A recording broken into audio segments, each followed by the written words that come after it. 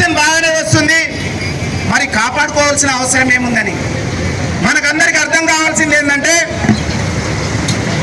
2002లో సింగరేణిలో 1,16,000 మంది ఉద్యోగస్తులుంటే కోల్ ఇండియాలో 6.5 లక్షల మంది ఉన్నారు. ఆనాడు ప్రొడక్షన్ సింగరేణిలో 25 మిలియన్ టన్నుల బొగ్గు ఉత్పత్తి జరిగితే బ్రహ్మాండమైనటువంటి లాభాలు వచ్చినాయి.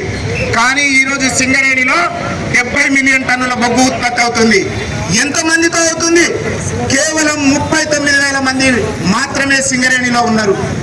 అదేవిధంగా కోల్ ఇండియాలో 2 లక్షల మందితోటి ఆనాడు 6.5 లక్షల మంది ఉన్నప్పుడు 435 టన్నుల బొగ్గు ఉత్పత్తి అయితే ఈరోజు కేవలం 2 లక్షల మందితోటి 800 మిలియన్ టన్నుల బొగ్గు ఉత్పత్తి అవుతుంది.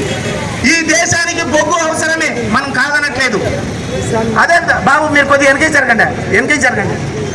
జరగండి బాబు, సైదులు వెనక్కి జరుగు. అరే మీరు ఇట్లా డిస్టర్బ్ చేస్తే ఎట్లా? అదేవిధంగా సింగరేణిలో ఈరోజు 70 మిలియన్ టన్నుల బొగ్గు ఉత్పత్తి అవుతున్నా కార్మికులు 39,000 మందే ఉంటే మరి బొగ్గు ఏ విధంగా ఉత్పత్తి అవుతుంది అంటే కాంట్రాక్టీకరణ ద్వారా అవుతుంది.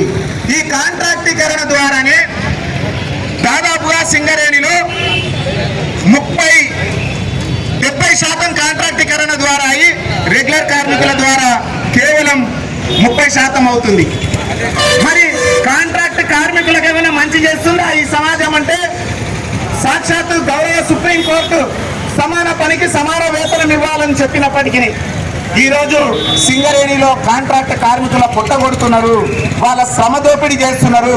పేద వర్గాలకు చెందినటువంటి కాంట్రాక్ట్ కార్మికుల గురించి పట్టించుకునే నాదుడే లేడు. ఈరోజు కోల్ ఇండియాలో ఒక కార్మికుడికి 1,283 రూపాయలు అన్స్కిల్డ్ పర్సన్ కి ఒకరికి జీతంగా ఇస్తుంటే ఒక రోజువారీగా సింగరేణిలో కేవలం 580 రూపాయలు ఇస్తున్నారు. కారణం ఏంటిది? ఈ రాష్ట్ర ప్రభుత్వం గత 12 సంవత్సరాలుగా వేజ్ బోర్డు సవరణ చేయలేదు, కనీస వేతన చట్టాన్ని సవరించలేదు. దాని మూలాన ఈరోజు శ్రమ దోపిడీకి గురవుతున్నారు. దీనిపై బిఎంఎస్ పోరాటం చేస్తూ అదేవిధంగా మనకందరికి తెలియాలి, పర్మనెంట్ కార్మికులకు అందరికీ 11వ వేతనం చాలా బ్రహ్మాండంగా వేతన ఒప్పందం జరిగింది. మీకు అందరికీ తెలియాలి, మనం 11వ వేతన ఒప్పందంలో ప్రారంభించినప్పుడు వచ్చినటువంటి డిమాండ్ ఏంటో మీరు దయచేసి అర్థం చేసుకోండి. కేవలం 3% మినిమం గ్యారంటీ బెనిఫిట్ ఇస్తామంటే శ్రీమాన్ లక్ష్మారెడ్డి గారు బిఎంఎస్ నాయకులు ఆయన యొక్క కృషితోటి, ఆయన యొక్క చాకచక్యంతో జీవితం మొత్తం కార్మికులకే త్యాగం చేసినటువంటి వ్యక్తి లక్ష్మారెడ్డి గారు చేసిన పోరాటం ఏ రకంగా ఒక్క సమ్మె జరగకుండా కార్మికులకు 19% వరకు లాగారు. 19+1 20% కనీస వేతనం పెంపు సాధించుకున్నాం. దాంతో కొంతమంది అధికారులు కార్మికులకు జీతాలు పెరిగినాయని హైకోర్టులో కేసులు వేసి కొట్లాడినటువంటి సందర్భం మీకు అందరికీ తెలుసు. ఇప్పటికీ కేసులు నడుస్తున్నాయి. అయ్యా 1/7/2026 నుండి 12వ వేతన ఒప్పందం రాబోతుంది. మరి మనం బొగ్గు ఉత్పత్తిలో కేవలం 30% ఉంటే యాజమాన్యం మీద ఏ రకమైనటువంటి ప్రభావితం ఉంటుంది, ఏ రకంగా మనం 12వ వేతన ఒప్పందాలు సాధించుకోగలుగుతామో మీరు ఆలోచించండి. అందుకనే బిఎంఎస్ ఒక నిర్ణయం చేసింది, కనీసం 50% ఉత్పత్తి రెగ్యులర్ కార్మికుల ద్వారా జరగాలి అనే నిర్ణయాన్ని బిఎంఎస్ కట్టుబడి ఉంది. దీనికి కార్మికులుగా మీరందరూ చప్పట్లతోటి ఒక్కసారి మద్దతు తెలపాల్సిందిగా కోరుతున్నాను.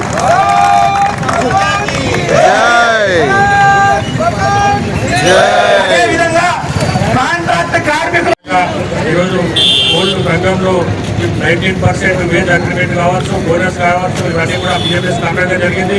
ఏదైతే కోల్ ఇండస్ట్రీలో జరుగుతున్నటువంటి, కోల్ ఇండియాలో జరుగుతున్నటువంటి ఏవైతే సంక్షేమ పథకాలు ఉన్నాయో అవన్నీ కూడా ఇక్కడ ఎందుకు ఇంప్లిమెంట్ అయితే భారతీయ మజ్దూర్ సంఘ్ ప్రశ్నిస్తా ఉంది.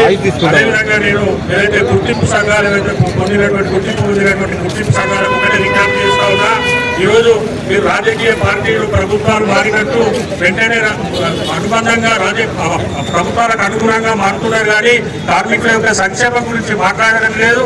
కాబట్టి కోల్ ఇండియాలో బిఎంఎస్ చేస్తున్నటువంటి సంక్షేమ పథకాలను ఈ రాష్ట్రంలో సింగరేణి దాంట్లో కూడా అమలు చేసే విధంగా ప్రయత్నం చేయాలి. అదేవిధంగా కార్మికులు ఆలోచించాలి. ఏదైతే కార్మికుల హితం కొరకు పనిచేస్తున్నటువంటి భారతీయ మజ్దూర్ సంఘ్ చేస్తున్నటువంటి కార్యక్రమాలను చూసి ఇప్పటికైనా బిఎంఎస్ ను ఆదరించాలని కోరుకుంటూ ముగిస్తున్నాను.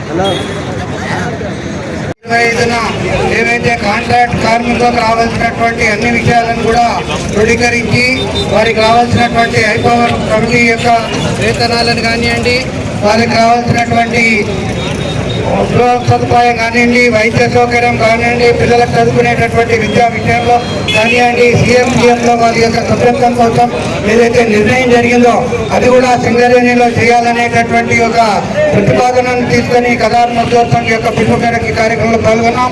ఈ యొక్క ప్రభుత్వాలు స్వాతంత్రం వచ్చిన తర్వాత కూడా ఇంకా కార్మికులు తమ దేశంలోనే తమ యొక్క సమస్యల కోసం రోడ్డెక్కేటటువంటి పరిస్థితి రాజకీయ నాయకుల యొక్క ప్రాబల్యంతో జరుగుతున్నాయి. ఇవన్నీ కూడా కాకుండా రాజకీయాలకు అతీతంగా భారతీయ మజ్దూర్ దేశ క్షేమం కోసం, ప్రభుత్వం యొక్క క్షేమం కోసం, మరి యొక్క కార్మిక యొక్క ప్రగతి కోసం జరుగుతున్నటువంటి ఉద్యమంలో కాంట్రాక్ట్ వ్యవస్థలో జరుగుతున్నటువంటి యొక్క శ్రమ దోపిడీని దూరం చేసి వారికి అందరికీ కూడా కావలసినటువంటి వసతులన్నీ కూడా కలుగజేయాలనేటటువంటి ఒక ఆలోచనతో ఈ యొక్క ఉద్యమం తీసుకున్నాం. కోల్ ఇండియా నిర్ణయించినటువంటి అన్ని ఏరియాలలో జరుగుతున్నటువంటి ఇంప్లిమెంటేషన్ కూడా ఈ సింగరేణిలో కూడా కాంట్రాక్ట్ వర్కర్స్కు చేయాలనేటటువంటి ఆలోచనతో ఈరోజు పెద్ద ఎత్తున మేము ధర్నా చేశాం. ఈ ధర్నాల కన్నా ప్రతిస్పందించి ఇక్కడ ఉన్నటువంటి యాజమాన్యం ప్రభుత్వం కనుక స్పందించకపోతే రాబోయే రోజుల్లో ఇంకా ఉద్యమాన్ని ఉధృతం చేస్తామని చెప్పి తెలియజేస్తూ కదార్ మజ్దూర్ సంఘ్ యొక్క అఖిల భారత కార్యదర్శి శ్రీ మాధవ్ నాయక్ గారు